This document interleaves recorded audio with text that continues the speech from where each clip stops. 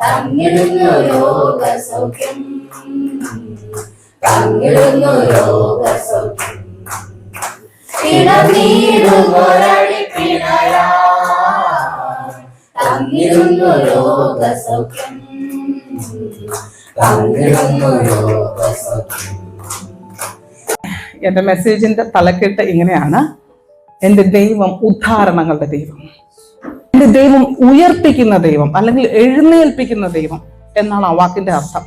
ആ പറയാൻ എന്റെ കർത്താവ് അവൻ മരിച്ചവനല്ല, മരിച്ചു കല്ലറയിൽ അടക്കപ്പെട്ടവനല്ല, അവിടുന്ന് ജീവൻ പ്രാപിച്ച് കല്ലറകളെ തുറന്ന് അവന്റെ ഉയർത്തെഴുന്നേറ്റ ദൈവമെങ്കിൽ ഇന്നത്തെ എന്റെ സന്ദേശം ഇതാണ്: എന്റെ ദൈവം എന്നെ ജീവിപ്പിക്കുന്ന ദൈവമാണ്, എന്റെ മരിച്ച അവസ്ഥകളെ മാറ്റുന്ന ദൈവമാണ്. യെഹെസ്കേൽ പ്രവാചകന്റെ പുസ്തകം 37-ാമത്തെ അധ്യായം 2-ാമത്തെ വാക്യം.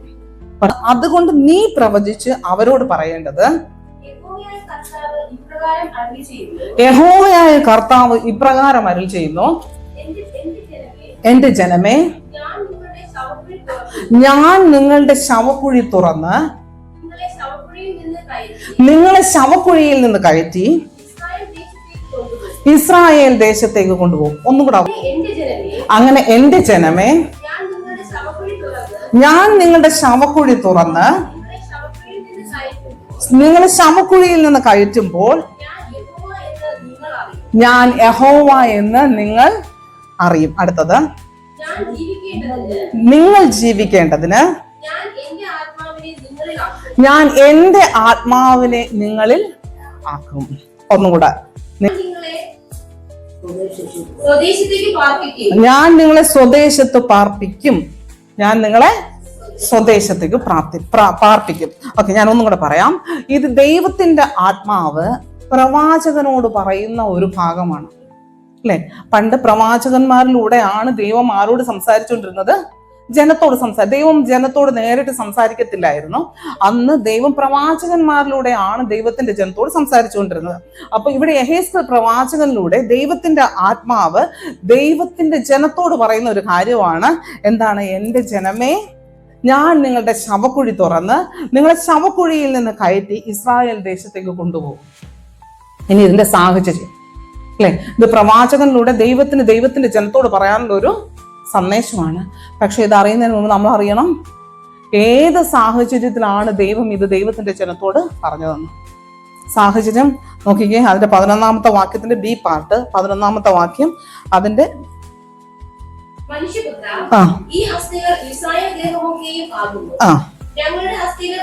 ഓക്കെ, നിങ്ങൾ കേട്ടോ. അവിടെ ഇസ്രായേൽ ജനത്തോട് ആണ് ദൈവത്തിന് ഇത് പറയാനുള്ളത്. ഇസ്രായേൽ ജനം എന്ന് പറഞ്ഞാൽ ദൈവത്തിന്റെ ജനം അവർ പറയുന്ന ഒരു കാര്യമുണ്ട്. എന്താണ്? ഞങ്ങളുടെ അസ്ഥികൾ ഉണങ്ങി. അടുത്തത്, ഞങ്ങളുടെ പ്രത്യാശയ്ക്ക് ഭംഗം വന്നു. അടുത്തത്, ഞങ്ങൾ തീരെ മുടിഞ്ഞിരിക്കുന്നു എന്ന് അവർ പറഞ്ഞു. ഒന്ന്, ഞാൻ അതിന്റെ സാഹചര്യം ഒന്നും കൂടെ പറയാം. ഇസ്രായേൽ ജനം ബാബിലോൺ എന്ന് പറയുന്ന സ്ഥലത്ത് അടിമകളായി അവരവിടെ താമസിക്കുമ്പോൾ വർഷങ്ങൾ കഴിഞ്ഞു, അവരുടെ പ്രത്യാശ നഷ്ടപ്പെട്ടു, അല്ലെ? അവരിപ്പോ എവിടെയാണ്? ബാബിലോൺ ദേശത്ത്. ബാബിലോൺ ദേശത്ത് അവരിപ്പോ എങ്ങനെയാണ് ജീവിക്കുന്നത്? അടിമകളായിട്ട് ജീവിക്കുന്നു. അവരുടെ അടിമ ജോലി ചെയ്തും എല്ലാം അവരുടെ പ്രത്യാശ ഇപ്പൊ എന്ത് ചെയ്തു? നഷ്ടപ്പെട്ടു. എന്താണ് പ്രത്യാശ? അവരുടെ ആശ നശിച്ചു. അതായത്, എനിക്ക് മുമ്പോട്ട് പോകാനായിട്ട് എനിക്ക് പറ്റുന്നില്ലപ്പാ, എന്നാൽ ഒന്നും എനിക്ക് ചെയ്യാനായിട്ട് കഴിയുന്നില്ല, എനിക്കിവിടെ എഴുന്നേക്കാനായിട്ട് എനിക്ക് പറ്റുന്നില്ല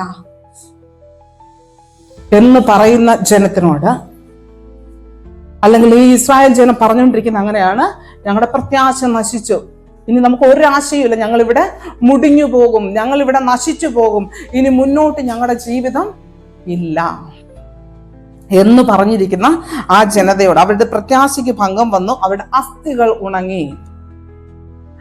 ആ ജനത്തോട് ദൈവം പറയുന്ന ദൈവത്തിന്റെ വാക്കുകളാണ് ആദ്യം നമ്മൾ വായിച്ചത്. എന്താണ് അവർ പറഞ്ഞത്? എന്താണ്? ഇനി ഞങ്ങൾക്ക് ഇവിടുന്ന് രക്ഷയില്ല, ഞങ്ങൾ ഇനി ഈ ദേശത്ത് തന്നെ ഞങ്ങൾ എന്ത് ചെയ്യും? തീരും. ഈ ദേശത്ത് ഞങ്ങൾ മുടിഞ്ഞു പോകും. ഇനി നമുക്ക് മുമ്പോട്ടുള്ള നമ്മുടെ ജീവിതം ഇവിടെ അവസാനിച്ചു. നിങ്ങൾ ഒരു പക്ഷേ ഇവിടെ ഞാൻ ഇതേ പ്രവചനം ഞാൻ നിങ്ങളോട് പറയാണ്. നിങ്ങൾ ഒരു പക്ഷെ നിങ്ങളുടെ ജീവിതത്തിന്റെ സാഹചര്യങ്ങളെ നോക്കിയിട്ട് നിങ്ങൾ പറയാണ്, കർത്താവേ എൻ്റെ ആരോഗ്യം ഇവിടെ തീർന്നു എന്ന് പറയുന്നവരും, എൻ്റെ ജീവിതത്തിൽ അപ്പാ എനിക്ക് എഴുന്നേക്കാൻ പറ്റുന്നില്ല എന്ന് പറയുന്നവരും, കർത്താവേ നിന്റെ കൃപയില്ലെങ്കിൽ എനിക്ക് മുന്നോട്ട് ഒരു ചുവടപ്പാ എനിക്ക് വെക്കാൻ പറ്റുന്നില്ല എന്ന് പറയുന്നവർക്കും, പ്രത്യാശ എനിക്ക് നശിച്ചപ്പാ എന്ന് പറയുന്നവരും ദൈവത്തിന് പറയാനുള്ള ഒരേ ഒരു വാക്കേ ഉള്ളൂ. എന്താണ്? എൻ്റെ ജനമേ, ഞാൻ നിങ്ങളുടെ ശവക്കുഴി തുറക്കും. നിങ്ങളുടെ ശവക്കുഴിയുടെ അവസ്ഥ എന്താണ്? നിങ്ങൾ ഓർത്തെ. എന്താണ് ശവക്കുഴിയുടെ അവസ്ഥ? അതിനകത്ത് നാറ്റമാണ്. നിങ്ങൾ നാറ്റം വെച്ച അവസ്ഥയിലാണെങ്കിലും, നിങ്ങൾ ആ ശവക്കുഴിയുടെ അകത്ത് ജീവനില്ലാത്ത അവസ്ഥകളാണെങ്കിലും, ദൈവത്തിന് നിങ്ങളടുത്ത് എന്നോടും പറയാനുള്ള ഒരേ ഒരു കാര്യമുള്ളൂ, ഈ ശവക്കുഴിയെ എൻ്റെ കർത്താവ് തുറക്കും. അമ്മേ, എൻ്റെ കർത്താവ് ഇത് തുറക്കുന്നത് മറ്റുള്ളവർ ചിലപ്പോൾ അന്നേരം ചിലപ്പോൾ ഇതിനകത്ത് എന്തെങ്കിലും ചിലപ്പോൾ നാറ്റമൊക്കെ അറിഞ്ഞെന്നിരിക്കും. അവിടെ നമ്മൾ തളരരുത്. കാരണം ഈ നാറ്റം വെക്കുമ്പോഴത്തേക്കും നമ്മൾ വിചാരിക്കും എന്താണ്, അയ്യോ ഞാൻ നാറ്റം വെച്ച് തുടങ്ങിയല്ല, നാറി തുടങ്ങിയല്ല, ഇത് ബാക്കിയുള്ളവരെല്ലാം കാണുന്നല്ലോ എന്ന് ചിലപ്പോൾ നമ്മൾ വിചാരിക്കും. അത് നമ്മുടെ വിചാരം മാത്രമാണ്. എൻ്റെ ദൈവം വിളിച്ചത് നമ്മൾ നാറ്റം വെപ്പിച്ച് വഴിയിലിട്ടിട്ട് പോകാനായിട്ടല്ല. ഇവിടെ നിന്ന് കരം പിടിച്ച്, എന്തിനാ കർത്താവെ എൻ്റെ ശവക്കുഴിയെ നീ തുറക്കുന്നത് നമ്മളടുത്ത് കർത്താവിൻ്റെ അടുത്ത് ചോദിച്ചാൽ അടുത്ത വാക്ക്, ഞാൻ നിന്റെ ശവക്കുഴി തുറന്ന് നിങ്ങളുടെ ശവക്കുഴിയിൽ നിന്ന് കയറ്റും. ആ നാറ്റം ബാക്കിയുള്ളവരെ അറിയിപ്പിക്കാനായിട്ടല്ല, എന്നെ ഇവിടെ നിന്ന് കർത്താവിന് എന്ത് ചെയ്യണം? ഈ ശവക്കുഴിയിൽ നിന്ന് എന്നെ ഒന്ന് കർത്താവിന് കയറ്റണം. നിങ്ങൾക്ക് എത്ര പേർക്ക് മനസ്സിലാവുന്നുണ്ടെന്ന് അറിയുന്നില്ല. നിങ്ങളുടെ ജീവിതം ഞാൻ ഒന്നുകൂടെ പറയാം, നിങ്ങളുടെ ജീവിതത്തിന്റെ സാഹചര്യം ഏതായിരുന്നാലും, ഒരു പ്രതീക്ഷയും ഇല്ലാത്ത സാഹചര്യമാണെങ്കിലും ആ സാഹചര്യത്തിൽ നിന്ന് എഴുന്നേൽപ്പിക്കാൻ എൻ്റെ ദൈവത്തിന് കഴിയും. നിങ്ങൾ എന്നാ പറയുക? കാരണം എൻ്റെ ദൈവം മരിച്ച് അടക്കപ്പെട്ട ഒരു ദൈവമല്ല, അവൻ ശവക്കല്ലറയ്ക്കുള്ളിൽ കിടക്കുന്ന ഒരു ദൈവമല്ല, അവൻ ഇന്നും ജീവിക്കുന്ന ദൈവമെങ്കിൽ, കല്ലറകളെ പിളർന്ന് അതിന്റെ മധ്യത്തിൽ നിന്ന് അവൻ എഴുന്നേറ്റ് പോയ ദൈവമെങ്കിൽ, ഗുരുത്വാകർഷണ ബലത്തെ അതിന് ആ സയൻസിന് വലിയ ഒരു ദൈവമെങ്കിൽ ഇന്നും എൻ്റെ നിങ്ങളുടെ ജീവിതത്തിൽ പ്രവർത്തിക്കാനായിട്ട് അവന് കഴിയും. ഞാൻ വിശ്വസിക്കുന്നു, കർത്താവേ എൻ്റെ അവസ്ഥ ഇവിടുന്ന് എൻ്റെ കർത്താവ് മാറ്റും. ഞാൻ എന്നും ഇങ്ങനെ കിടക്കാനായിട്ടല്ല, എൻ്റെ ശവക്കുഴിയെ തുറന്ന് അതിൽ നിന്ന് കയറ്റി ഇസ്രായേൽ ദേശത്തേക്ക് കൊണ്ടുപോയി. എനിക്കൊരു ദേശമുണ്ടല്ലേ, ഈ ദേശത്തിലൂടെ പോകുന്ന വഴിക്ക് നമുക്ക് പല വീഴ്ചകൾ എന്ത് ചെയ്യും? വരും, ചിലപ്പോൾ നാറും. പക്ഷെ അവിടെ നിന്ന് ദൈവം എഴുന്നേൽപ്പിച്ച് എന്നെ എവിടോട്ട് കൊണ്ടുപോകുന്ന? എൻ്റെ ദേശത്തിലോട്ട് എന്നെ കൊണ്ടുപോകും. എന്നിട്ട് പറയാണ് എന്ത് ചെയ്ത്, അങ്ങനെ എൻ്റെ ജനമേ, ഞാൻ നിങ്ങളുടെ ശവക്കുഴി തുറന്ന് നിങ്ങളെ ശവക്കുഴിയിൽ നിന്ന് കയറ്റുമ്പോൾ ഞാൻ യഹോവ എന്ന് നിങ്ങൾ അറിയും. നീ എന്തിനാണ് ഇങ്ങനെ കയറ്റുന്നത്? എന്തിനിങ്ങനെ കയറ്റുന്നത്? കർത്താവിന് അടുത്ത വാക്യം വെച്ചാൽ നിങ്ങൾ ജീവിക്കണം. നിങ്ങൾ ജീവിക്കേണ്ടതിന് ഞാൻ എൻ്റെ ആത്മാവിനെ നിങ്ങളിലാക്കും. എൻ്റെ കർത്താവിനൊരു ആഗ്രഹമുണ്ട്. എന്തെന്നറിയാം? ഞാൻ മരിച്ചു കിടക്കണമെന്നല്ല എൻ്റെ കർത്താവ് ആഗ്രഹിക്കുന്നത്, ഞാൻ ജീവനില്ലാതെ കിടക്കണമെന്നല്ല എൻ്റെ കർത്താവ് ആഗ്രഹിക്കുന്നത്. എൻ്റെ കർത്താവ് ആഗ്രഹിക്കുന്ന എന്തുവാണ്? ഞാൻ ഇരിക്കുന്ന അവസ്ഥയിൽ നിന്ന് ഞാൻ എഴുന്നേക്കണം, ഞാൻ ജീവിക്കാം. നിങ്ങളെ നോക്കിയിട്ട് പക്ഷെ പലരും പറയുമായിരിക്കും, എന്താണ്? നശിച്ചു പോ, മുടിഞ്ഞു പോട്ടെ, അങ്ങനെ മുടിഞ്ഞു തീരും എന്ന് നിങ്ങളെ നോക്കി പലരും പറയുമ്പോൾ ശത്രുവും നിങ്ങളെ നോക്കി പറയും, ഇവൻ ഇവിടെ നിന്ന് എഴുന്നേക്കരുത്, ഇവൻ ഇവിടെ നിന്ന് ഇവന് പൊങ്ങരുത് എന്ന് പിശാച് നിങ്ങളെ നോക്കി പറയും. പക്ഷെ എൻ്റെ ദൈവം എന്താണെന്നറിയാമോ? ദൈവത്തിന് അവൻ ഒരേ ഒരു ആഗ്രഹമുള്ളൂ, എന്ത് ചെയ്ത് എന്നെ ഇവിടെ നിന്ന് എഴുന്നേൽപ്പിച്ച് എന്നെ ഒന്ന് ജീവിപ്പിക്കണം. എത്ര പേര് ആഗ്രഹിക്കും, കർത്താവേ നീ എന്നെ ജീവിപ്പിക്കണമേ, എൻ്റെ സാഹചര്യങ്ങളെ നീ ഒന്ന് ജീവിപ്പിക്കണമേ, എൻ്റെ ബലഹീനമായ ശരീരത്തെ നീ ഒന്ന് ജീവിപ്പിക്കണമേ, എൻ്റെ കഷ്ടതയിൽ നിന്ന് നീ എന്നെ ഒന്ന് ജീവിപ്പിക്കണമേ. നമുക്ക് അതേ അധ്യായത്തിന്റെ 37-ാം അധ്യായത്തിന്റെ 1 മുതൽ നമുക്ക് വായിക്കാം. ഇവിടെ പറയാണ്, പ്രവാചകന്റെ മേൽ, ഈ യെഹെസ്കേൽ പ്രവാചകന്റെ മേല് ദൈവത്തിന്റെ കൈ വന്നിട്ട് താഴ്വരയുടെ നടുവിൽ നിർത്തി. ദൈവത്തിന്റെ ആത്മാവിനാൽ ഈ മനുഷ്യനെ പുറപ്പെടുവിച്ച് കൊണ്ടുപോയിട്ട് എവിടോട്ട് നിർത്തി? താഴ്വരയുടെ നടുവിൽ നിർത്തി. നിങ്ങൾ ശ്രദ്ധിച്ച് കേൾക്കണം. ഈ താഴ്വരയ്ക്ക് വലിയ പ്രത്യേകതകളുള്ള താഴ്വരയാണ്. സാധാരണ താഴ്വര എന്ന് പറയുമ്പോൾ നമുക്ക് കേൾക്കാനായിട്ട് സന്തോഷമുള്ളതാണ് അല്ലേ? അവിടെയാണ് എന്തെങ്കിലും ജീവനുള്ളത്, വെള്ളം ഒഴുകുന്ന ഇടം അല്ലെ? മലയുടെ മുകളിലൂടെ അല്ല, മലയിൽ നിന്ന് അങ്ങനെ വെള്ളം ഒഴുകും അല്ല, മലയിൽ നിന്ന് ഒഴുകിയാൽ അത് എവിടോട്ടാണ് വരുന്ന? താഴ്വര എന്ന് പറഞ്ഞാൽ നമുക്ക് കേൾക്കാനായിട്ട് ഭയങ്കര സന്തോഷമുള്ളതായിട്ട്. പക്ഷെ ഈ താഴ്വര അങ്ങനെയല്ല. ഈ താഴ്വരയുടെ പ്രത്യേകതകൾ എന്തെന്ന് നമുക്ക് നോക്കാം. താഴ്വരയുടെ നടുവിൽ നിർത്തി. ആ താഴ്വരയുടെ ഒന്നാമത്തെ പ്രത്യേകത എന്താണ്? ഇവിടെ ഉണ്ട്, എന്തുണ്ട്? നിറയെ അസ്ഥികളുണ്ട്.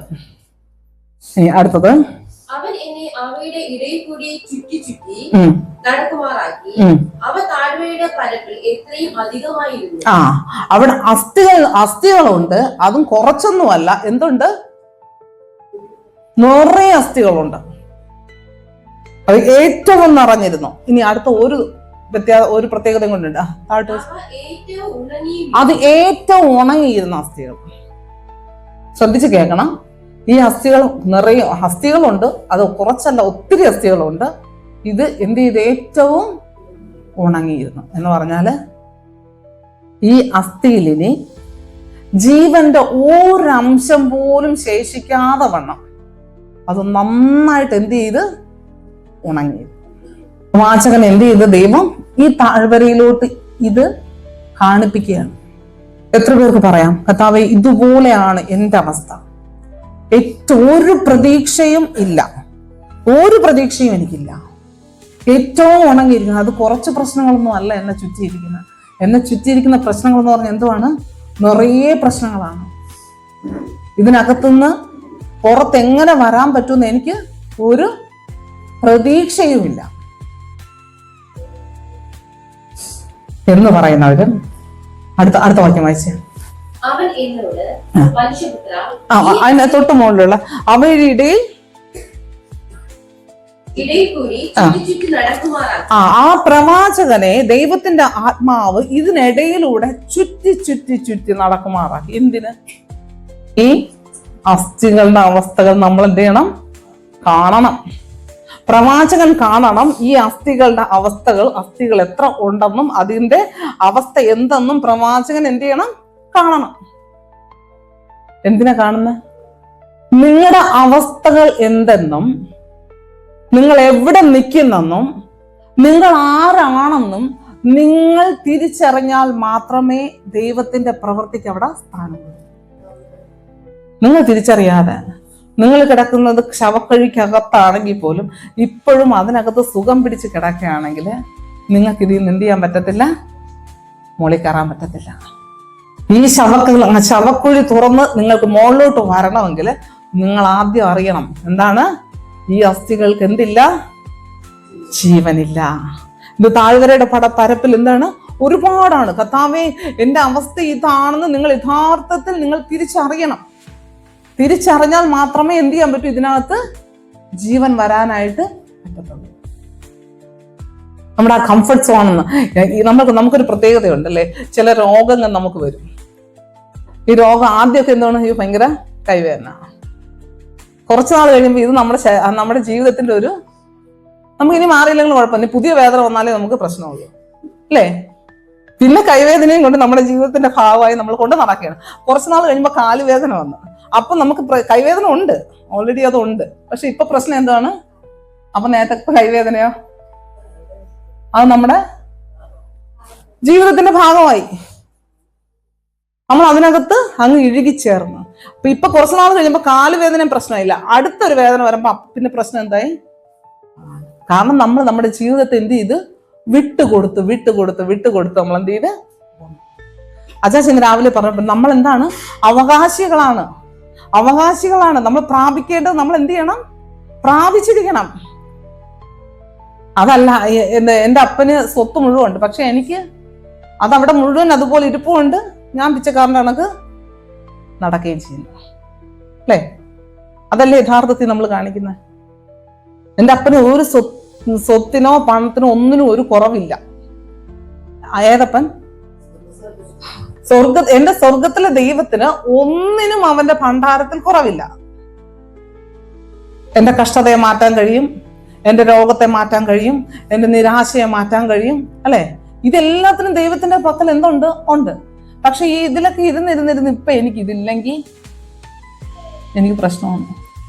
കുറച്ച് നിരാശ ഇല്ലെങ്കിൽ എനിക്കിപ്പോ എന്തോ സാഹചര്യം എന്റെ ജീവിതത്തിൽ വേണ്ടാന്ന് തീരുമാനിക്കാൻ നമ്മൾ എന്ത് ചെയ്യണം? പഠിക്കണം. എങ്കിൽ മാത്രമേ എനിക്ക് എന്ത് ചെയ്യാൻ പറ്റൂ? ദൈവത്തിൽ നിന്നുള്ള അനുഗ്രഹത്തെ എനിക്ക് പ്രാപിക്കാനായിട്ട് പറ്റത്തുള്ളൂ. ഇവിടെ ഈ പ്രവാചകനെ ദൈവം എന്ത് ചെയ്യുന്നറിയാം? ഈ അസ്ഥികളുടെ നടുവിൽ എന്ത് ചെയ്ത് നടത്തിയില്ലെങ്കിലും ദൈവത്തിനെതിരെ സൈന്യമാക്കാൻ പറ്റും, അല്ലേ? പറ്റും. ദൈവത്തിന് അസാധ്യമായിട്ടൊന്നുമില്ല. പക്ഷെ പ്രവാചകൻ ഇതിന്റെ ഇടയിൽ നടക്കണം. ഈ പ്രവാചകൻ ആരാണ്? ഈ പ്രവാചകൻ? ദൈവത്തിന്റെ ശബ്ദം ഇന്ന് ആരാണ്? ഞാൻ തന്നെ. ഞാനാകുന്ന പ്രവാചകൻ. ദൈവം ഇന്ന് സംസാരിക്കുന്ന ആരിലൂടെ സംസാരിക്കും? ദൈവവചനത്തിലൂടെ. ദൈവവചനത്തിലെ ആരോട്? ദൈവം എവിടെ ഇരുന്നാണ് സംസാരിക്കുന്നത്? എന്റെ ഉള്ളിൽ നിന്നാണ് സംസാരിക്കുന്നത്. എന്റെ അവസ്ഥകളെ ഞാൻ കാണണം. ഞാൻ നടന്നിട്ട് എന്നിട്ട് അടുത്ത വാക്യം വായിച്ചേ. അവ ഏറ്റവും ഉണങ്ങിയിരുന്നു. അവൻ എന്നോട്, മനുഷ്യപുത്ര, ഈ അസ്ഥികൾ ജീവിക്കുമോ എന്ന് ചോദിച്ചു. ദൈവം അടുത്ത പ്രവാചകനോട് ചോദിക്കുകയാണ്, മനുഷ്യപുത്ര, ഈ അസ്ഥികൾ ജീവിക്കുമോ? സാഹചര്യം എന്നെ വിട്ട് മാറുമോ? ഈ അസ്ഥികൾ ജീവിക്കുമോ? ചോദിക്കുക. നിങ്ങൾ ധൈര്യമായിട്ട്, നിങ്ങൾക്ക് പ്രവാചകന്റെ ആത്മാവിന് ഒരു പ്രവചന വരത്തെ നിങ്ങളുടെ ജീവിതത്തിൽ തന്നിട്ടുണ്ടെങ്കിൽ നിങ്ങൾ നിങ്ങളുടെ സാഹചര്യത്തെ നോക്കി നിങ്ങൾ ചോദിക്കണം, ദൈവമേ, ഈ അസ്ഥികൾ ജീവിക്കുമോ? പ്രവാചകൻ പറഞ്ഞ എന്തെന്നറിയോ? പ്രവാചകൻ പറഞ്ഞത്,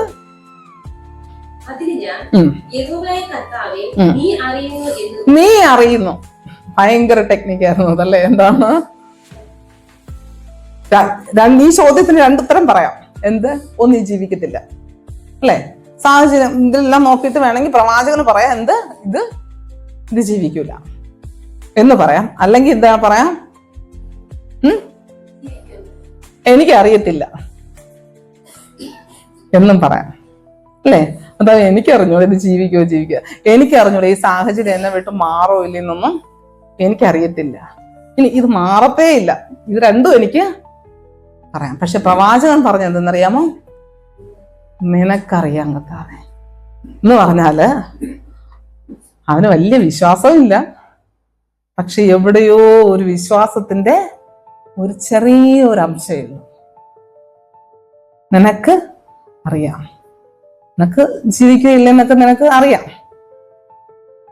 കാരണം അതിനകത്ത് പ്രവാചകൻ ആരെയാണ് ആശ്രയിക്കുന്നത്? ദൈവത്തെ ആശ്രയിക്കാണ്. ഒരു ചെറിയൊരു അംശം വിശ്വാസത്തിന്റെ ഒരു ഈ ദൈവത്താൽ ചിലപ്പോൾ ഇത് നടക്കുമായിരിക്കും. ഞാൻ ചെയ്യുന്നത് നമ്മുടെ ഈ വിശ്വാസത്തിൽ ഇത്രയേ കാണുള്ളായിരിക്കും. നിങ്ങളുടെ സാഹചര്യം വലുതായിരിക്കാം, നിങ്ങളുടെ പ്രതികൂലം വലുതായിരിക്കാം, പക്ഷെ നിങ്ങളുടെ വിശ്വാസത്തിന്റെ അളവ് എത്രയായിരിക്കും? വളരെ ചെറുതായിരിക്കും. പക്ഷെ എന്റെ ദൈവം അത് കണ്ടിട്ട് എന്ത് ചെയ്യുന്നറിയാമോ? ഇവർക്ക് വിശ്വാസമില്ല, അതുകൊണ്ട് മാറിപ്പോട്ട് സംഭവിക്കത്തില്ല എന്നല്ല പറഞ്ഞത്. നിങ്ങൾക്ക് കടുകുമണിയോളം വിശ്വാസം ഉണ്ടെങ്കിൽ, എന്റെ കടുകുമണിയോളമുള്ള ഈ വിശ്വാസം മതി കർത്താവിന് എന്റെ ജീവിതത്തിന്റെ അവസ്ഥകളെ മാറ്റാൻ. അടുത്ത വായിച്ച്. അവൻ അവനോട് കൽപ്പിച്ചത്, നീ ഈ അസ്ഥികളെ കുറിച്ച് പ്രവചിച്ച് അവയോട് പറയുന്നത്. നീ അടുത്ത ദൈവം പറയാണ്, നീ ഈ അസ്ഥികളോട് എന്ത് ചെയ്യണം? പ്രവചിക്കണം. പ്രവചിച്ച് അവയോട് പറയണ എന്തെന്ന്?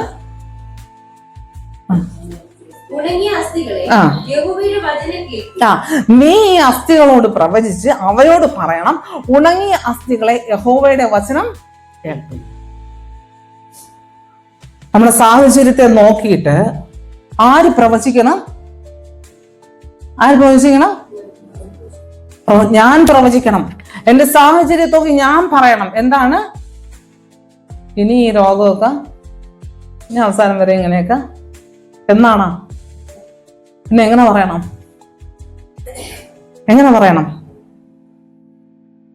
അവൻ രോഗങ്ങളെ എന്റെ നടുവിൽ നിന്ന് നീക്കിക്കളയും. അവന്റെ അടിപ്പിണരുകളാൽ എനിക്ക് സൗഖ്യം വന്നിരിക്കുന്നു. അവൻ എന്നെ നടത്തും, അവൻ എന്റെ കാലുകളെ ജീവിപ്പിക്കും, എന്റെ മരിച്ചുപോയ ശരീര അവയവങ്ങളെ കർത്താവിന്റെ എന്റെ മേൽ എന്ത് ചെയ്യും? അത് ജീവൻ തരും എന്ന് ഞാൻ എന്റെ ജീവിതത്തിന്റെ, എന്റെ രോഗമാണെങ്കിൽ എന്റെ രോഗത്തെ നോക്കി ഞാൻ എന്ത് ചെയ്യണം? പറയണം. എന്റെ മരിച്ചുപോയ സാഹചര്യങ്ങളാണെങ്കിൽ അതിനെ നോക്കിയിട്ട് എന്ത് പ്രവചിക്കണം? നിങ്ങൾ പറ, എന്ത് പ്രവചിക്കണം? നിങ്ങളുടെ സാഹചര്യത്തെ നോക്കിയിട്ട് എൻ്റെ മക്കൾ എന്ത് ചെയ്യും? എഴുന്നേൽക്കും. ഞാൻ പറയാം, എൻ്റെ ദൈവം, അവൻ ജീവിക്കുന്ന ദൈവം, അവൻ എൻ്റെ സാഹചര്യങ്ങളെ മാറ്റുന്ന ദൈവം, അവൻ്റെ അവസ്ഥകളെ മാറ്റുന്ന ദൈവം, എൻ്റെ പ്രതികൂലങ്ങളെ മാറ്റുന്ന ദൈവം, എൻ്റെ മക്കളുടെ ജീവിതത്തിൽ അത്ഭുതങ്ങൾ. നിങ്ങൾ ഓരോ ദിവസവും നമ്മൾ എഴുന്നേറ്റ് നിരാശയുടെ വാക്കുകൾ പറയാതെ എൻ്റെ ആ ജീവന്റെ വാക്കുകളെ ഞാൻ എന്ത് ചെയ്യണം? എൻ്റെ സാഹചര്യങ്ങളെ നോക്കി, എൻ്റെ മക്കളെ നോക്കി ഞാൻ എന്ത് ചെയ്യണം? പറയണം. പാപത്തിൽ വീണു പോയെങ്കിൽ അവിടെ നോക്കിയിട്ട് പിശാച് വന്ന് നിങ്ങളുടെ അടുത്ത് പറയും, എന്താണ്? ഇനി നീ എന്ത് ചെയ്യത്തില്ല, ഇനി നീ ഇവിടുന്ന് എഴുന്നേക്കത്തില്ല എന്നൊരു പക്ഷെ പിശാച് നിങ്ങളെ നോക്കി പറഞ്ഞാലും അവിടെ നമുക്ക് പറയാനൊന്നുണ്ട്. എന്താണ്? എൻ്റെ ദൈവം ഏത് ദൈവമാണ്? അവൻ ഉദ്ധാരണങ്ങളുടെ ദൈവമാണ്. പിശാചി നിന്നെ ജയിച്ചവനാണ്. ആര്? എൻ്റെ കൂടെ ഉള്ളത്. നമ്മൾ ദൈവത്തിന്റെ വചനങ്ങളെ ശക്തിയോടുകൂടെ പറയാനായിട്ട് നമ്മൾ പഠിക്കണം. ഞാൻ ചോദിക്കട്ടെ, അപ്പോ ഞാൻ ഇന്ന് നിങ്ങളെ നോക്കിയിട്ട് പറയണം, നിങ്ങൾ മുടിഞ്ഞു പോവും എന്ന് പറഞ്ഞെന്ന് വെച്ചോ. നിങ്ങൾ ഓരോരുത്തരെയും, നിങ്ങൾ പ്രതീക്ഷിക്കുക, നിങ്ങൾ ഓരോരുത്തരെയും ഞാൻ ഇന്ന് രാവിലെ കണ്ട് നിങ്ങൾ ദേഷ്യം വന്നോ, ഞാൻ എന്തോ പറഞ്ഞപ്പോഴത്തേക്ക് ഞാൻ ഇങ്ങനെ തലയിൽ കഴിച്ചിട്ടുണ്ട്, ഒരു കാലത്തും പണം പിടിക്കില്ല എന്ന് ഞാൻ പറഞ്ഞാൽ നിങ്ങൾക്ക് എന്തോ തോന്നും? നിങ്ങളുടെ മനസ്സിൽ എന്തോ തോന്നും? വിഷമം തോന്നിയിട്ട് ഒരു പേടിയൊന്നും. കാരണം എന്ത്? ഞാൻ പറഞ്ഞത് നിങ്ങൾ വിശ്വസിച്ച്. ഞാൻ പറഞ്ഞു ആ ലോകത്തുള്ള ഏത് മനുഷ്യന് പ്രാപിയാലും നിങ്ങൾക്ക് വിശ്വസിക്കാൻ പറ്റും, അല്ലേ? പക്ഷെ ഞാൻ പറയണേ, ഞാൻ ഇന്ന് വന്നിട്ട് പറയണ ആന്റി ദൈവം അനുഗ്രഹിക്കും എന്ന് പറഞ്ഞാൽ ഇത് വിശ്വസിക്കത്തില്ല. രണ്ടും വാക്കായിരുന്നു, അല്ലേ? ഇത് രണ്ടും വാക്കായിരുന്നു. ആദ്യം ഞാൻ പറഞ്ഞതിന് നിങ്ങൾ എന്ത് ചെയ്തു? പൂർണ്ണമായിട്ടും വിശ്വസിച്ചു. പക്ഷെ രണ്ടാമത് ഞാൻ പറഞ്ഞത് എന്തായിരുന്നു? വാക്കായിരുന്നു. ഞാൻ പറഞ്ഞത് എങ്ങനെ? ആന്റി തീർച്ചയായിട്ടും ദൈവം അനുഗ്രഹിക്കും. അത് കേട്ടപ്പോൾ എനിക്കൊന്നും തോന്നിയില്ല. മറ്റേത് കേട്ടപ്പോൾ എനിക്ക് തോന്നി. ഞാൻ ഇത് പറയാൻ കാരണം, മറ്റേത് ഞാൻ എങ്ങനെ വിശ്വസിച്ചോ അതുപോലെ തന്നെ ഈ വാക്കിലുമുള്ള അനുഗ്രഹത്തെ ഞാൻ സ്വീകരിക്കാൻ തയ്യാറായിരിക്കണം. എന്റെ വാക്കിന് മറ്റേതിനുണ്ടായിരുന്ന അധികാരം മറ്റേ വാക്കിന് ഞാൻ പറഞ്ഞപ്പോൾ നിങ്ങളെ ഭയപ്പെടുത്താനുള്ള അധികാരം എനിക്ക് അതിനകത്ത് ഉണ്ടായിരുന്നെങ്കിൽ അതേപോലെ തന്നെ എന്ത് ചെയ്ത് ഞാൻ പറയുന്ന ഏത് വാക്കിനകത്തും ഒരു ശക്തി ഉണ്ടോ ഞാൻ എന്ത് ചെയ്യണം? വിശ്വസിക്കണം.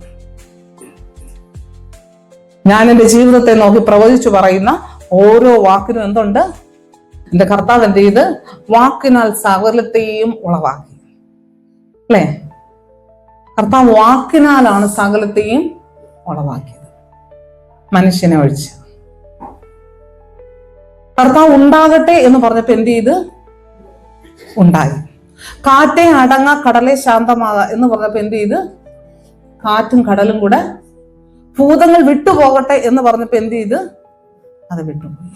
രോഗികൾ സൗഖ്യമാകട്ടെ എന്ന് പറഞ്ഞിട്ട് എന്ത് ചെയ്ത്? സൗഖ്യമായി. എന്നിട്ട് കർത്താവ് പറഞ്ഞ്, എന്നിൽ വിശ്വസിക്കുന്നത് ഞാൻ ചെയ്തതിലും അധികം ചെയ്യും. നമുക്കത് മാത്രം, അത് വിശ്വാസമില്ല.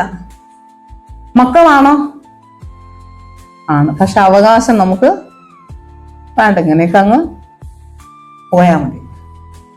ഞാൻ പറഞ്ഞു, നമ്മുടെ വാക്കിന് ശക്തിയുണ്ട്, നമ്മുടെ വാക്കിന് അധികാരമുണ്ട്. നമ്മൾ നമ്മുടെ ജീവിതത്തെ നോക്കിയിട്ട് ഓരോ ദിവസം എഴുന്നേറ്റ് അയ്യോ അയ്യോ അയ്യോ അയ്യോ രോഗം ഇത് പറയാതെ നമ്മൾ എന്ത് ചെയ്യണം? നമ്മുടെ ജീവിതത്തിന്റെ സാഹചര്യങ്ങളെ നോക്കിയിട്ട് നമ്മൾ എന്ത് ചെയ്യണം? പ്രവചിക്കണം. പ്രവചിച്ചപ്പോ അടുത്തത്, യഹോവയായ കർത്താവ് ഈ അസ്ഥികളോട് ഇപ്രകാരം അരുളിച്ചെയ്യുന്നു, നിങ്ങൾ ജീവിക്കേണ്ടതിന് ഞാൻ നിങ്ങളിൽ ശ്വാസം വരും. അവിടെ പറയാണ്, നിങ്ങൾ ജീവിക്കേണ്ടതിന് എന്ത് ചെയ്ത്? ആ ഉണങ്ങിയ സാഹചര്യങ്ങൾ, ഉണങ്ങിയ അവസ്ഥയെ നോക്കിയിട്ട് പ്രവചിച്ചപ്പോ അടുത്ത് പറയും, നിങ്ങൾ ജീവിക്കേണ്ടതിന് ഞാൻ നിങ്ങളിൽ ശ്വാസം വരുത്തും. എപ്പോഴേ ജീവിക്കത്തുള്ളൂ? പ്രവചിക്കുമ്പോഴേ. അതിനെ നോക്കി പ്രവചിക്കണം. അതിനെ നോക്കി അല്ലാതെ ശ്വാസം പ്രവചിക്കുന്നപ്പോ ശ്വാസം വരട്ടെ എന്നാണ്. ഞാൻ ഒന്നും പറയാതിരുന്ന ഇതിനകത്ത് ശ്വാസം വരും. ആ സാഹചര്യത്തെ നോക്കി എന്ത് ചെയ്യണം? പ്രവചിക്കണം. പ്രവചിക്കുമ്പോ എന്ത് ചെയ്യും? അതിനകത്ത് എന്ത് വരും? നമുക്ക് അറിഞ്ഞുകൂടാത്ത ഒരു അന്തരീക്ഷം ഉണ്ടല്ലേ? അറിയാവുന്നൊരു അന്തരീക്ഷം, നമ്മുടെ നഗ്ന നേത്രം കൊണ്ട് കാണാൻ പറ്റുന്ന ഒരു അന്തരീക്ഷമുണ്ട്, നമ്മൾ കാണാൻ പറ്റാത്തൊരു അന്തരീക്ഷമുണ്ട്, അല്ലേ? എന്ന് പറഞ്ഞാല് ദൈവത്തിലെ ദൂതന്മാരെ ഇവരാരെയും അല്ലെങ്കിൽ പിശാചിനെ ഇതൊന്നും നമുക്ക് ആർക്കും ചെയ്യാൻ പറ്റുന്നില്ല, കാണാൻ പറ്റുന്നില്ല. നമുക്ക് കാണാൻ പറ്റുന്ന ആരെയും കാണാൻ പറ്റും, നമ്മളെപ്പോലുള്ള മനുഷ്യരും നമ്മളെപ്പോലുള്ള സാഹചര്യം. പക്ഷേ ഇതിന്റെ എല്ലാത്തിന്റെയും പുറകിൽ പ്രവർത്തിക്കുന്ന ഒരു ശത്രു ഉണ്ട്. നമ്മുടെ സാഹചര്യങ്ങളെ ദൈവം എപ്പോഴും നമുക്ക് ജീവൻ തരാനും അത് സമൃദ്ധിയായിട്ട് തരാനും ദൈവം ശ്രമിക്കുമ്പോൾ നമ്മുടെ മുടിക്കാനും അറക്കാനും വരുന്നത് ആരാണ്? അത് പിശാചാണ്. അവൻ എപ്പോഴും നമ്മൾ എന്ത് ചെയ്യും? മോഷ്ടിക്കും, അറുക്കും, മുടിക്കും. നിങ്ങൾ പൈസ ഉണ്ടാക്കും, പക്ഷെ നിങ്ങളുടെ പൈസ എന്ത് ചെയ്യത്തില്ല, നിങ്ങളിൽ കാണത്തില്ല. അപ്പൊ നിങ്ങൾക്കൊരു രോഗം വരും, നിങ്ങൾ നേരെ ഹോസ്പിറ്റലിൽ കൊണ്ട് നിങ്ങളുടെ പൈസ ഉണ്ടാക്കിയ പൈസ മുഴുവൻ അവിടെ തീരും, അല്ലേ? ദൈവമാണോ ഇങ്ങനെ ചെയ്യുന്ന? അല്ല. നമ്മുടെ ജീവിതത്തിൽ നഷ്ടം വരുത്തുന്നത് അത് ആരുടെ പരിപാടിയാണ്? പിശാചിന്റെ പരിപാടി. നിങ്ങൾ, ദൈവം പറയാണ് ഇവിടെ, നിങ്ങൾ എന്തിനു പ്രവചിച്ചു തുടങ്ങുമ്പോ ഇതിന്റെ മേൽ ദൈവത്തിന്റെ കാറ്റങ്ങോട്ട് ഊറാൻ തുടങ്ങും. ദൈവത്തിന്റെ ശ്വാസം ഇതിന്റെ മേൽ എന്ത് ചെയ്യും? വ്യാപരിക്കും. ഞാൻ നിങ്ങളുടെ മേൽ ഞരമ്പ് വെച്ച് മാംസം പിടിപ്പിച്ച് നിങ്ങളെ തൊട്ടുകൊണ്ട് പൊതിഞ്ഞ് നിങ്ങൾ ജീവിക്കേണ്ടതിന് നിങ്ങളിൽ ശ്വാസം വരും. ഞാൻ യഹോവ എന്ന് നിങ്ങൾ അറിയും. എന്നോട് കൽപ്പിച്ചതുപോലെ ഞാൻ പ്രവചിച്ചു. ഞാൻ പ്രവചിച്ചുകൊണ്ടിരിക്കുമ്പോൾ ഒരു മുഴക്കം കേട്ടു. ഉടനെ ഒരു ഭൂകമ്പം ഉണ്ടായി. അസ്ഥി അസ്ഥിയോട് വന്നു ചേർന്നു. പിന്നെ ഞാൻ നോക്കി, അവയുടെ മേൽ ഞരമ്പ് മാംസവും വന്നതും അവയുടെ മേൽ തൊക്ക് പൊതിഞ്ഞതും കണ്ടു. എന്നാൽ ശ്വാസം അവയിൽ ഇല്ലാതെയിരുന്നു. നോക്ക്, പ്രവാചകൻ ഇതിന്റെ മേൽ പ്രവചിച്ചു തുടങ്ങിയപ്പോ അതിന്റെ ഓരോ സിറ്റുവേഷൻ ആയിട്ട് എന്ത് ചെയ്ത് മാറി തുടങ്ങി. എല്ലാം കൂടെ പെട്ടെന്ന് കയറി എന്നിട്ട് എണീറ്റ് നിന്നില്ല. ആദ്യം എന്ത് ചെയ്ത്? ഓരോന്നായിട്ട് പറഞ്ഞേ. അസ്ഥി അസ്ഥിയോട് ചേർന്നു. അസ്ഥികളുടെ ബന്ധം വിട്ട് കിടന്നതിനെ ഇപ്പൊ എന്ത് ചെയ്ത്? അസ്ഥി അസ്ഥിയോട് വന്ന് ചേർന്നു. പിന്നെ അതിനകത്ത് ഞരമ്പും മാംസവും വന്നു. ഞാൻ പറഞ്ഞു, നമ്മൾ പ്രവചിക്കുമ്പോ നമ്മൾ അറിയാതെ നമ്മുടെ ജീവിതത്തിന്റെ സാഹചര്യങ്ങൾ എന്ത് ചെയ്യുന്നു? ഇതുപോലെ മാറിക്കൊണ്ടിരിക്കും. നമുക്ക് ചിലപ്പോൾ ഒറ്റയടിക്ക് നമുക്കിത് കാണാൻ പറ്റില്ലെന്നിരിക്കും. പക്ഷെ നമ്മുടെ ജീവിതത്തിന്റെ സാഹചര്യങ്ങളെ കർത്താവ് അതിനകത്ത് എന്ത് ചെയ്യുന്നുണ്ട്? മാറ്റുന്നുണ്ട്. കാരണം എന്തെന്നറിയാമോ? ഞാൻ വിശ്വാസത്താലാണ് ഞാൻ ഈ ഓരോ വചനവും പറയുന്നത്. വിശ്വാസത്താൽ ഞാൻ ഈ വചനം പറയുമ്പോൾ വിശ്വാസം കൂടാതെ ആർക്കും ദൈവത്തെ പ്രസാദിപ്പിക്കാൻ കഴിയത്തില്ല. ഞാൻ വിശ്വാസാൽ ദൈവത്തിന്റെ വചനങ്ങളെ ഞാൻ പ്രവചനാത്മാവിൽ ഞാൻ എന്റെ ജീവിതത്തോട് പറയുമ്പോൾ ദൈവം എന്റെ ജീവിതത്തിൽ എന്ത് ചെയ്യും? പ്രസാദിക്കും. എപ്പോഴും കരഞ്ഞുകൊണ്ടിരിക്കുന്നതാണോ ദൈവത്തിന് ഇഷ്ടം? എപ്പോഴും പരാതിയും പറഞ്ഞുകൊണ്ടിരിക്കുന്നത് ദൈവത്തിന് ഇഷ്ടമല്ല. അങ്ങനെ പരാതി പറഞ്ഞുകൊണ്ടിരിക്കുന്നവരെയാണ് കർത്താവ് പറഞ്ഞ എന്തെന്ന് പറയുന്ന തെറുവുറുപ്പുള്ള. ഇങ്ങനെയുള്ളവരെ ദൈവം ഇട്ട് എന്ത് ചെയ്യും? വലയ്ക്കും. ആരെ വലച്ചത്? ഇസ്രായേൽ മക്കളെ വലച്ചതുപോലെ. എളുപ്പം ചെല്ലേണ്ടത് 40 വർഷം എടുത്തു. സാഹചര്യങ്ങൾ എന്ത് സാഹചര്യങ്ങൾ വന്നാലും അതിനെ നോക്കി നമ്മൾ എന്ത് ചെയ്യുന്നു? കർത്താവേ, ഈ അവസ്ഥ മാറും. എന്റെ ദൈവത്താൽ ഞാൻ എന്ത് ചെയ്യും? നിങ്ങൾ ചിലപ്പോൾ വിചാരിക്കും എന്നെ കൊണ്ട് ഒന്നിനും കഴിവില്ല എന്ന് വിചാരിക്കുന്ന. എന്നെ കൊണ്ട് കഴിവില്ല, പക്ഷെ എന്റെ ദൈവത്താൽ ഞാൻ ഈ മതിൽ ചാടി നടക്കും. എന്റെ ദൈവത്താൽ ഞാൻ വൻ കാര്യങ്ങൾ ചെയ്യും. എന്റെ ദൈവത്താൽ ഞാൻ ദൈവത്തിന് വേണ്ടി പ്രയോജനപ്പെടും. എന്റെ ദൈവത്താൽ ഞാൻ ഇന്ന കാര്യങ്ങൾ കീഴടക്കും എന്ന് പറഞ്ഞ് ഞാൻ എന്ത് ചെയ്യണം? അതിന്റെ മേലെ നോക്കുക. 8ാമത്തെ വാക്യം കഴിഞ്ഞ ഏറ്റവും അവസാനത്തെ വാക്യം 10ാമത്തെ വാക്യം വായിച്ച് ഷൈനി. അവൻ എന്നോട് കൽപ്പിച്ചതുപോലെ ഞാൻ പ്രവചിച്ചപ്പോൾ ശ്വാസം അവരിൽ വന്നു. ദൈവം കൽപ്പിച്ചതുപോലെ പ്രവാചകൻ ചെയ്തപ്പോ അതിന്റെ മേൽ എന്ത് വന്നു? ശ്വാസം വന്നു. പിന്നെ ദൈവം കൽപ്പിച്ചതുപോലെ നിങ്ങൾ ചെയ്യുമെങ്കിൽ മരിച്ചിരിക്കുന്ന അവസ്ഥകൾ എന്ത് ചെയ്യും? ജീവൻ പ്രാപിക്കും. ശ്വാസം അല്ലേ? ശ്വാസം, അതിന് ജീവൻ കൊടുക്കുന്ന ശ്വാസം. ദൈവം കൽപ്പിച്ചതുപോലെ നിങ്ങൾ ചെയ്യുമെങ്കിൽ ദൈവം നമ്മുടെ മേൽ ഊതിയ ജീവന്റെ അംശം നമ്മുടെ ജീവിതത്തിൽ എന്ത് ചെയ്യാൻ പറ്റും? വെളിപ്പെടാൻ തുടങ്ങും. അടുത്ത പറഞ്ഞിരിക്കുന്നത് എന്താണ്? പിന്നെ അടുത്തത് ശ്വാസം. അവർ ജീവിച്ച് ഏറ്റവും വലിയ സൈന്യമായിട്ട് എന്ത് ചെയ്ത്? നിവർന്നു നിന്നു. കാരണം എന്താ? എന്റെ ദൈവം ആരാ? ഉദ്ധാരണങ്ങളുടെ ദൈവം. അവൻ അസ്ഥി കൂമ്പാരമായിട്ട് അവിടെ കിടക്കാൻ അനുവദിക്കുന്ന ഒരു ദൈവമല്ല, അല്ലെങ്കിൽ ശവക്കല്ലറയ്ക്ക് അകത്ത് നാറ്റം വെച്ച് കിടക്കാനായിട്ട് അനുവദിക്കുന്ന ഒരു ദൈവമല്ല. ഏത് സാഹചര്യങ്ങളുടെ നടുവിൽ നിന്ന്, ഏത് ഞരമ്പില്ലെങ്കിലും തൊക്കില്ലെങ്കിലും ഒന്നും പ്രത്യാശയുടെ യാതൊരു അംശം ഇല്ലെങ്കിലും അതിന്റെ മധ്യത്തിൽ നിന്ന് എനിക്ക് ജീവനോടെ എഴുന്നേൽപ്പിച്ച് എന്നെ ഒരു സൈന്യമാക്കി നിർത്താൻ കഴിവുള്ളവനെയാണ് ഞാൻ ആരാധിക്കുന്നത്. കടഭാരം നിങ്ങളെ തകർത്ത് കളയാനായിട്ടല്ല. എങ്ങനെ എന്ന് നമുക്കറിയത്തില്ല. എങ്ങനെ എന്നുള്ളത് നമ്മുടെ മുമ്പുള്ള എങ്ങനെ എന്ന് ചോദിക്കുമ്പോഴാണ് നമുക്ക് എന്താണ് ഇങ്ങനെ ചെയ്യാം അങ്ങനെ ചെയ്യാന്നൊക്കെ ഓർമ്മ വരുന്നത് അല്ലേ. പണ്ട് ഗബ്രിയേൽ മാലാഖ വന്നിട്ട് മറിയടുത്ത് പറയണം, നീ ഗർഭം ധരിച്ചൊരു മകനെ പ്രസവിക്കും.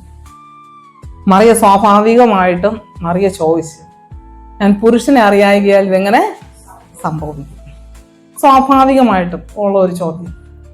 അന്നത്തെ കാലഘട്ടം നമ്മൾ നോക്കിയാൽ എന്ത് ചെയ്ത്, ഇങ്ങനെ കല്യാണം കഴിക്കാത്ത ഒരു പെൺകുട്ടി ഗർഭിണിയായാൽ അവരെ കല്ലെറിഞ്ഞ് കൊല്ലണം. കല്ലെറിഞ്ഞെറിഞ്ഞെറിഞ്ഞ കൂമ്പാരത്തിനടിയിൽ അവളെ ആക്കി അങ്ങനെ കൊല്ലണം. അതാണ് അവരുടെ നിയമം. ദൂതൻ എന്ത് പറഞ്ഞു? ദൈവത്തിന് ഒരു കാര്യവും അസാധ്യമല്ല. നിങ്ങൾ ചോദിക്കും, കട എങ്ങനെ മാറും? ഈ സാഹചര്യം ജീവിക്കുമോ? ജീവിക്കും. കാരണം എന്റെ ദൈവം ഒരു പുരുഷനില്ലാതെയും കന്യകയിലൂടെ ദൈവത്തിന് ജനിക്കാൻ പറ്റിയെങ്കിൽ അല്ലെ, അതിൽ എല്ലാവരും പറയും എന്ത് ചെയ്ത് മുകളിലോ നിന്ന് ഇട്ടുന്ന സാധനം എവിടോട്ട് പോകും? താഴോട്ട് പോകും. ഗുരുത്വാകർഷണ ബലം. എന്നാൽ കർത്താവ് എന്ത് ചെയ്ത് കല്ലറയിൽ എന്ത് ചെയ്ത് അവൻ മുകളിലോട്ട് അങ്ങോട്ട് ഉയർത്തെഴുന്നേറ്റ്. അല്ല, എന്റെ ദൈവത്തിന് ഒരു കാര്യവും അസാധ്യമല്ല. പക്ഷെ വഴി ഞാൻ തേടി പോകരുത്, കർത്താവ് വഴി തുറക്കും. കർത്താവ് ഏത് വഴിയാണ് എന്ന് കർത്താവിന് അറിയാൻ തുറക്കേണ്ടത്. ആ വഴി അവൻ എന്ത് ചെയ്യും? നമുക്ക് തുറന്നു തരും. ഞാൻ ഒന്ന് രണ്ട് ഉദാഹരണം കൂടെ മാത്രം ഞാൻ ഒന്ന് പറഞ്ഞിട്ട് നിർത്താനായിട്ട് ആഗ്രഹിക്കുന്നു. ഒന്ന്, നമുക്ക് ലാസറിന്റെ അല്ലേ, ഞാൻ പറഞ്ഞ ഉദാഹരണങ്ങളുടെ ദൈവമാണ്. ബൈബിളെ നമ്മൾ പഠിച്ചാൽ നമുക്കറിയാം, യോസേഫിന്റെ ജീവിതം നമുക്കറിയാം അല്ലേ. യോസേഫിന്റെ ജീവിതം നമ്മൾ കാണുന്നത് എന്തുവാണ്? അമ്മയ്ക്കും അച്ഛനെ ഏറ്റവും ഇഷ്ടപ്പെട്ട പ്രിയപുത്രൻ ഒരു ദിവസം എന്ത് ചെയ്ത് സഹോദരങ്ങളെല്ലാം കൂടെ അവനെ കൊണ്ടുവന്ന് എവിടെ കൊണ്ടിട്ട്? മുട്ടക്കുഴിയിൽ കൊണ്ടിട്ട് അവൻ അവിടെയെങ്കിലും അങ്ങ് ചത്തു പോട്ടെന്ന്. പക്ഷെ ഒരു സഹോദരൻ എന്ത് ചെയ്തു? ഒരു മനസ്സിൽ തോന്നി, അവൻ അവിടെ കിടന്ന് ആഹാരം ഇല്ലാതെ ചാവുന്നതിനേക്കാളും എന്ത് ചെയ്യും, ഇവനെ ഏതെങ്കിലും നാട്ടുകാർ എവിടെയെങ്കിലും കൊണ്ടുപോയി അടിമകളായിട്ട് കൊണ്ടുപോകട്ടെ എന്ന് പറഞ്ഞ് അവനെ എന്ത് ചെയ്ത് അവിടെ നിന്ന് കുഴിയിൽ നിന്ന് കയറ്റി മിസ്രയീമ്യ കച്ചവടക്കാർക്ക് എന്ത് ചെയ്ത് അവനെ വിറ്റ് കളഞ്ഞു. ബൈബിളിൽ എഴുതിയിരിക്കുന്ന യഹോവ അവനോടുകൂടെ ഉണ്ടായിരുന്നു. അവൻ കുഴിയിൽ കിടന്നപ്പോഴും ആരുണ്ടായിരുന്നു? യഹോവ അവനോട് കൂടെ ഉണ്ടായിരുന്നു. നിങ്ങളുടെ അവസ്ഥ കുഴിയിലാണെങ്കിലും അതിനകത്ത് നിങ്ങളുടെ കൂടെ ആരുണ്ട്? ദൈവമുണ്ട്. ഈ കുഴിയിൽ നിന്ന് കയറ്റുമ്പോഴും ദൈവം അവനോട് കൂടെ ഉണ്ട്. അവിടെ നേരെ അവൻ എവിടോട്ട് കൊണ്ടുപോയി? പോത്തിഫറിന്റെ വീട്ടിൽ കൊണ്ടുപോയി അല്ലേ. പോത്തിഫറിന്റെ വീട്ടിൽ കൊണ്ടുപോയപ്പോഴും അവൻ അവിടെ എന്ത് ചെയ്ത്? അവിടെ വലിയൊരു പരീക്ഷ നേരിട്ട് അവിടെയും ദൈവത്തിന്റെ വചനം എഴുതിയിരിക്കുന്ന യഹോവ അവനോടുകൂടെ ഉണ്ടായിരുന്നു. പരീക്ഷകൾ നേരിട്ടാലും അതിന്റെ മധ്യത്തിൽ നിങ്ങളുടെ കൂടെ ആരുണ്ട്? ദൈവം ഉണ്ട്. അവിടെ നിന്ന് അവൻ എവിടെ പോവേണ്ടി വന്ന്? അയ്യോ, തൊട്ടടുത്ത ജയിലിലോട്ട് പോയി. ഇതാണ് ആ ദൈവം കൂടെ ഉള്ളതിന്റെ അവസ്ഥ. നമ്മടുത്ത് അങ്ങനെ ചോദിക്കും ആൾക്കാർ അല്ലേ. ദൈവം കൂടെ ഉള്ളവനാണോ ഇപ്പൊ ജയിലില് കിടക്കുന്ന? ജയിൽവാസം അല്പമേ ഉള്ളൂ, പക്ഷെ പ്രധാനമന്ത്രി ആയിട്ട് അവൻ വർഷങ്ങളിരിക്കും. അവിടെ നിന്ന് അവനെ കൊണ്ടുപോയി ദൈവം എന്ത് ചെയ്യുന്നറിയാമോ? മിസ്രയീമിന്റെ പ്രധാനമന്ത്രി സ്ഥാനത്തോട്ട്. കാരണം ബാക്കിയുള്ളവർ പറയും നീ ഇവിടെ തീർന്നെന്ന് പറയുമ്പോൾ അവന്റെ സഹോദരന്മാർ അവനെ നോക്കി പറയും ഇനി അവൻ തീർന്നു, അവൻ എവിടെയോ പോയി അടിമയായിട്ട് ജീവിക്കുന്നുവെന്ന് നമ്മുടെ സഹോദരങ്ങൾ, നിങ്ങളെ ഇഷ്ടപ്പെടാത്തവർ നിങ്ങളെ നോക്കി പറയുമ്പോൾ എൻ്റെ ദൈവം അല്പസമയം ഒന്നും മിണ്ടാതിരുന്നാലും അവരുടെ മുമ്പിൽ എൻ്റെ ദൈവം എന്നെ മാനിക്കും. അവരുടെ മുമ്പിൽ എന്ത് ചെയ്ത് യോസേഫിനെ ഇസ്രായേലിന്റെ മിസ്രയീമിന്റെ പ്രധാനമന്ത്രിയായിട്ട് ഉയർത്തിയ ദൈവം അവരുടെ മുമ്പിൽ എന്നെ ലാസറിന് മരിക്കത്തക്കവണ്ണം ഒരു ദീനം വന്നു. അവന്റെ സഹോദരിമാർ നേരെ എന്ത് ചെയ്ത് യേശു കർത്താവിനെ അറിയിച്ചു, ലാസറും ഭയങ്കരമായിട്ട് വയ്യാതെ കിടക്കുകയാണ് എന്ന് പറഞ്ഞ. പക്ഷെ അവിടെ എഴുതിയെന്നു എന്നൊരു ദേശം എന്ത് ചെയ്ത് കേട്ടിട്ട് വന്നില്ല. അവിടെ 2 ദിവസം കൂടെ ഇരുന്നു. ആ സാഹചര്യം പോട്ടെ, നേരെ തിരിച്ച് ഇവരുടെ വീട്ടിലൊന്ന് ചിന്തിച്ചേ. എന്തുമാത്രം ആൾക്കാര് ഇവരെ നോക്കി പറഞ്ഞാണ് അല്ലെ. ഇവിടെ വന്നാല് നിങ്ങളുടെ കൂടെ അല്ലേ ഈ യേശു നിൽക്കുന്നത്? എപ്പോഴും പ്രാർത്ഥനയല്ലേ, വന്നാ പ്രാർത്ഥന, ഇരുന്നാ പ്രാർത്ഥന. യേശുവിന് നീ ഈ മറിയ എന്തുമാത്രം ഫുഡ് ഉണ്ടാക്കി കൊടുത്തു. മാർത്ത എന്തുമാത്രം ഫുഡ് ഉണ്ടാക്കി കൊടുത്തു. ഈ മറിയ ആ വിലയുള്ള സാധനം കൊണ്ട് ഈ കാലിൽ ഒഴിച്ച് തീർത്തയല്ലേ. ഇതെല്ലാം ഈ യേശുവിന് വേണ്ടി നിങ്ങൾ ചെയ്തില്ലേ? എവിടെ നിങ്ങളുടെ യേശു? നമ്മളെ നോക്കി ചോദിക്കും അല്ലേ, നിന്റെ യേശു എവിടെ? പക്ഷെ ഒരു 3-4 ദിവസത്തെ പഴക്കം ഉണ്ടായിരുന്നു. പക്ഷെ ഉയർപ്പിന്റെ ശക്തി അവിടെ വെളിപ്പെടാനായിട്ട് അല്പം കണ്ണീരുണ്ടായിരുന്നു, അല്പം ബുദ്ധിമുട്ടോടെ ഉണ്ടായിരുന്നു. ആ സാഹചര്യങ്ങൾ അവർ ഭയങ്കര വിഷമമുള്ള സാഹചര്യങ്ങളിൽ. പക്ഷേ അവിടെ പറയും 4-ാമത്തെ ദിവസം നാറ്റം വെച്ച് ആ കല്ലറയിൽ നിന്ന് ലാസർ നാറ്റം വെച്ച് തുടങ്ങി കാണുന്ന സമയമായപ്പോ യേശു കർത്താവ് അവിടെ എത്തിയിട്ട് പറഞ്ഞൊരു അല്ലെ, അവിടെ ഒരു വാക്ക് ഇങ്ങനെ എഴുതിയിട്ടുണ്ട്. എന്താണ് വായിച്ചേ? യോഹന്നാന്റെ സുവിശേഷം 11-ാം അധ്യായം 33 മുതലുള്ള വാക്യം. അവൾ കരയുന്നതും അവളോട് കൂടെ വന്ന യഹൂദന്മാർ കരയുന്നതും യേശു കണ്ടിട്ട് ഉള്ളം നൊന്ത് കലങ്ങി അവനെ വെച്ചത് എവിടെയെന്ന് ചോദിച്ചു. കർത്താവെ, വന്നു കാണുക എന്ന് അവർ അവനോട് പറഞ്ഞു. യേശു കണ്ണുനീർ വാർത്തു. അവിടെ എങ്ങനെയുണ്ട്? ഈ ബൈബിളിൽ ഒരേ ഒരു ഭാഗത്ത് മാത്രം പറഞ്ഞിരിക്കുന്ന ഒരു കാര്യം, യേശു കണ്ണുനീർ വാർത്തു. അവൻ കാൽവരി ക്രൂശിൽ മരിച്ചപ്പോ അവൻ കണ്ണുനീര് വാർത്തില്ല. അവൻ തന്റെ ജീവൻ അവസാനം വരെ കൊടുത്തപ്പോ അവൻ കണ്ണുനീര് വാർത്തില്ല. മരണവെപ്രാളം കാണിക്കുമ്പോഴും യേശു കണ്ണുനീർ വാർത്തില്ല. പക്ഷെ ഇവിടെ എഴുതിയിരിക്കുകയാണ്, അതിന്റെ അടുത്ത വാക്യം കൂടെ ഒന്ന് വായിച്ച ശരി.